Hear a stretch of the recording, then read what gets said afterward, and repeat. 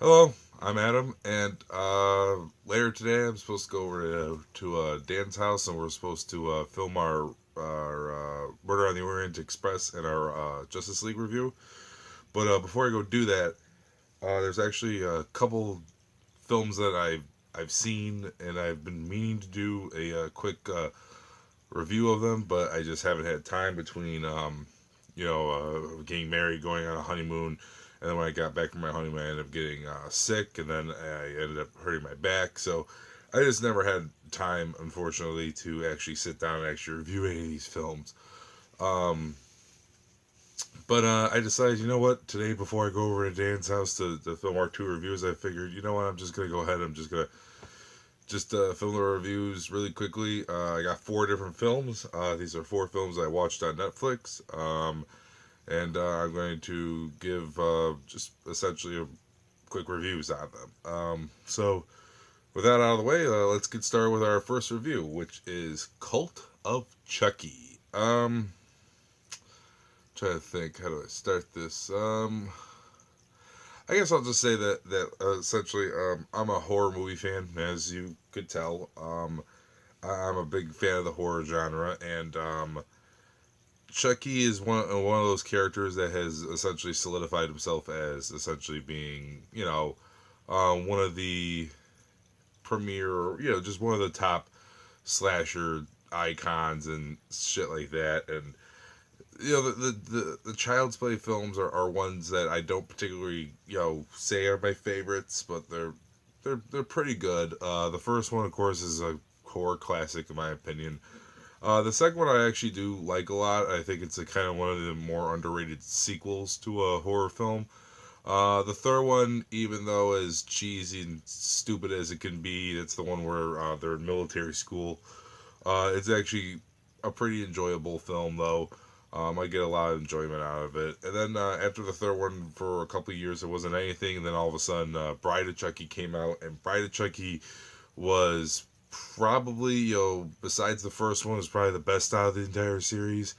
I liked it because it did a thing in the '90s where essentially like all horror movies, essentially most horror movies in the '90s, like Scream and shit, were essentially self-aware, and that's kind of the direction they took with Bride of Chucky. It became kind of a self-aware horror film where it blended horror and comedy in a very good way, extremely good way.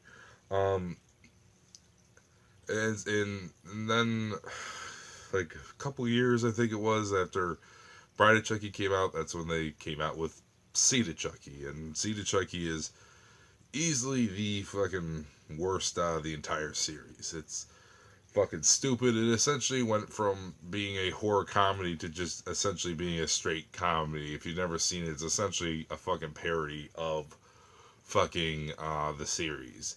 And it was a fucking flop. Critically, it was a fucking flop financially, and it wasn't very good. And then for many years after Seed of Chucky came out, it didn't appear that we were going to be getting any more Chucky films.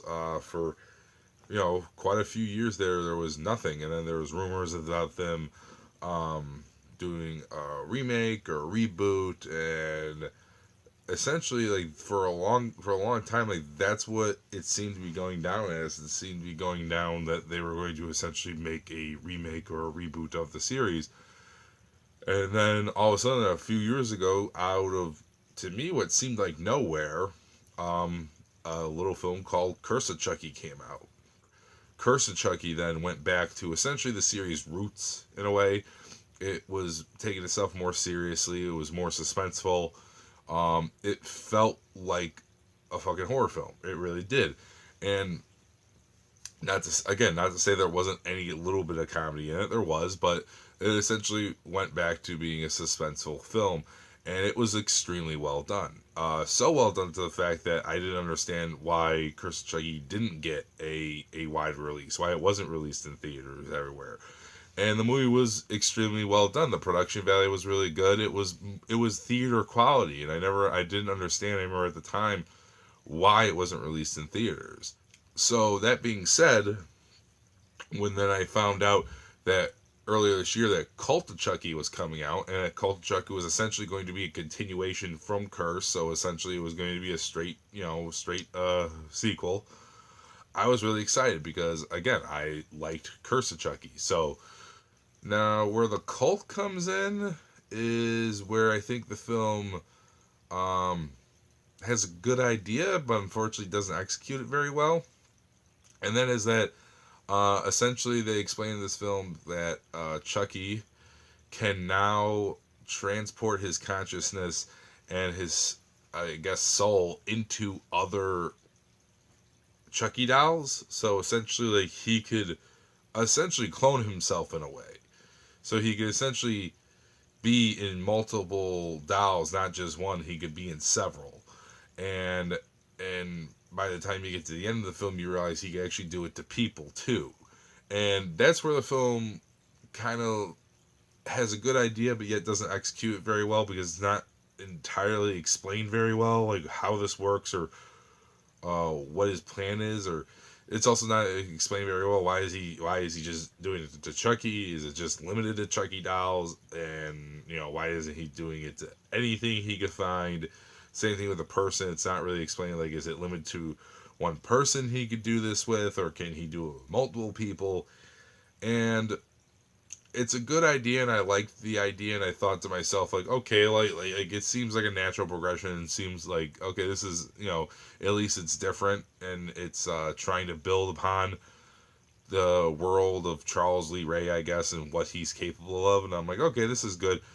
Unfortunately, the movie is not very good at all. I don't even really know where to start. The film just sucks. It's the easiest way to say it. It just sucks. Um, like the biggest problem with this film is it is the part that should be the most important in a Chucky film, and that is Chucky. Chucky is terrible in this film.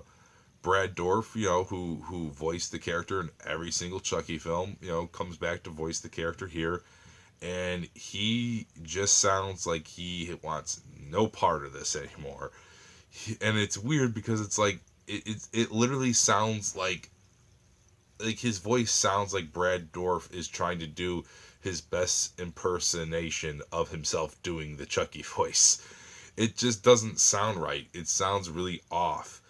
And beyond just his really lackluster phoned in performance, the other part of the movie that really sucks is the Chucky doll, the animatronic, the puppet. It just is terrible.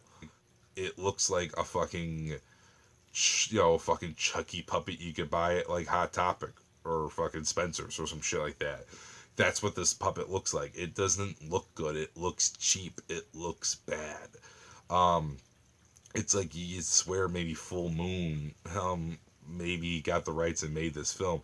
The Chucky puppet just looks bad, and like there's scenes in this movie where like he's talking, where like Chucky will be talking, but yet like his mouth doesn't really match his words. Just stupid shit like that, where it's like I'm watching and I'm just like, man, like couldn't they have just put an extra grand into this puppet? Like he just looks so bad. And then like when it comes to like stuff like the kills, which in a horror movie like this, it's like creative kills and gore kind of do count for a lot. And in this film, it's like there's nothing special. Like there's nothing special in this film in terms of that aspect. There's nothing special about the kill. There's nothing special about the gore. And then the worst part about this movie is the character of Andy, because like I said, in the trailers and everything leading up to it, it made you seem like he was going to be a big part of this film. And really he's not. He literally like early on in the film, it's revealed that he is going to go to the mental hospital. He's going to drive up to the mental hospital to essentially help the main character, our female character, whose name I'm sorry I'm forgetting, but to go help her. He's essentially going to go to the hospital to help her, and essentially like we don't then see him again until like every so often we see him like on the road. Like I don't know where this fucking hospital is, but apparently it's like more than a day drive from his house, I guess. and like you'll see him on the road, and then all of a sudden, like near the very end of the film, he finally shows up and he commits himself so he could help her, and that's really it. And then he's only there at the end, and that's it. And he really doesn't do much of anything. I will admit, like, even though I don't like this film, like, the ending is intriguing to the point where it's like, I am intrigued and do hope that they do make another one. Because I would really like to finally see the final confrontation between Andy and Chucky and see this finally end. So even though I don't like the film, and when I get to my score, you'll see I'm not going to give it a recommendation, but I do kind of hope that it does well enough to the point where we will get another one, and maybe they'll fucking put a lot more effort and quality into that film, hopefully. So the performances aren't bad.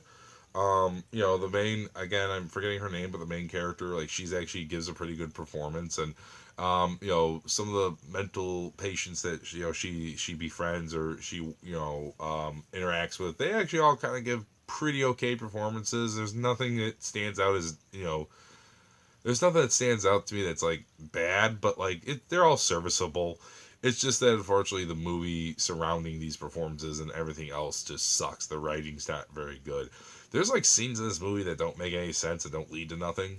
Like, for instance, like, when our main character, when she first gets to this mental hospital, which it's explained that she was originally in another one for about a year or two, and now she got transferred to this one. But essentially, like, the first day she's in there, she ends up, like, meeting this guy, and, like, they kind of, like, have a little bit of a connection. Like, he's, tried to introduce her to the place and shit like that. And he's kind of this really nice guy. It seems like they kind of share a little bit of a connection. And, like, literally, like, a few minutes after meeting him, like, it immediately cuts to a scene of them fucking in a stairwell. I just remember sitting there going, like, I don't know why that scene's in there. Like, it didn't really, I mean, I know this is a horror film, and horror films is kind of like the gratuitous sex scene or the fucking gratuitous scene of nudity, but I'm like, but this doesn't really make any sense. Like, why did they show that? And, like, if they were going to build upon her and this guy's relationship, like, okay, like, that's what they were going to go for. Or if they were even going to show it for comedy and some sort of comedic aspect, like, okay, but they don't. It's not shown in either of those senses. Like, it doesn't build upon their relationship, and it wasn't really shown for comedy, so I really don't know why that scene was in there. Overall, if I could describe Cult of Chucky in one word, it would be disappointing, because it's following a sequel that I believe was actually really good, and one that breathed new life into this semi-dying franchise, and it's just disappointing to essentially see. And then when they go for their second attempt, to revitalize this franchise, they just miss the fucking mark, so badly. So overall, I'm gonna give I'm gonna give Cult of Chucky a 3 out of 10. It's not a good film. It's fucking terrible. I just remember, like, when I was done watching it, I just realized, I sat there and I was like, I wasted my fucking time watching this. And granted, like, I didn't rent it, I didn't pay for it, it's on Netflix, that's how I watched it. So it wasn't that upset, but still, it was kind of this feeling of, I could have watched something else. And something else I ended up watching. So I'm going to cut it right there. To recap, I give Cult of Chucky a 3 out of 10. It's probably the worst out of the series so far. I don't know if I hate it as much as bad as Seed of Chucky. I don't know if I hate it as bad as I hate that, but it's pretty up there. Again, even though it's terrible, I do kind of hope that they do make one final one where maybe we could finally see Chucky and Andy finally go head to head one more time. I really do. But yeah, not good. Avoid it. It's not a great film. So I'm going to end it right there. I'm going to say, please thumbs up the video if you like it. Please subscribe to our channel if you'd like to see more reviews. And please leave a comment and let me know what you thought of Cult of Chucky. Maybe you ended up liking it a lot more than me. Maybe you agree with me and you think it's terrible. I don't know. Let me know what you guys think of it. I'm going to cut it right here, and I'm going to say that I will be back in just a moment. I will be back with Jeepers Creepers 3. See you until then.